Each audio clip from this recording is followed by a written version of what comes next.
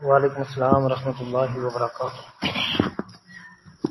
محترم بھائی کا سوال ہے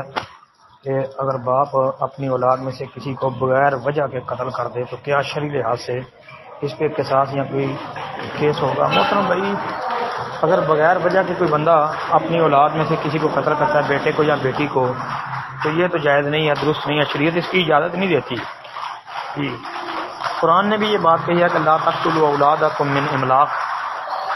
اپنی اولاد کو بھوک کی وجہ سے قتل نہ کرو۔ اگر بھوک کی وجہ سے، غربت افلاس کی وجہ سے بندہ قتل کرتا ہے پھر وہ اللہ کا نافرمان ہے، اور اگر ویسے بھی کسی اور وجہ سے، یعنی کہ وہ وجہ اس کی نظر میں وجہ لیکن ویسے اس بیچارے کا کوئی گناہ نہیں ہے، بچے یا بچی کا، تو بندہ اس کو قتل کر دے تو وہ شریعت کا منکر ہے، نبی علیہ الصلوۃ والسلام کی شریعت کا انکار کر رہا ہے، مخالفت کر رہا ہے، گناہگار اور مجرم تو ہے۔ باقی رہ گئی بات کہ بیٹے کا قصاص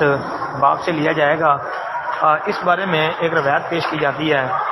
تو محققین نے اس روایت پر کلام کیا ہے کہ جس میں یہ آتا ہے کہ بیٹے کو باپ کے بدلے میں قتل کیا جائے گا، یعنی اگر بیٹا اپنے باپ کو قتل کرتا ہے تو قصاص میں بیٹا قتل کیا جائے گا، لیکن اگر باپ قتل کرتا ہے بیٹے کو تو پھر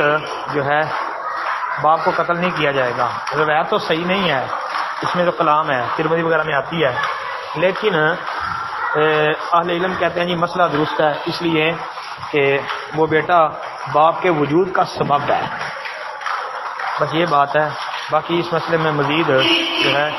جو کبار مفتیان اعلام ہیں ان کی طرف رجوع کریں،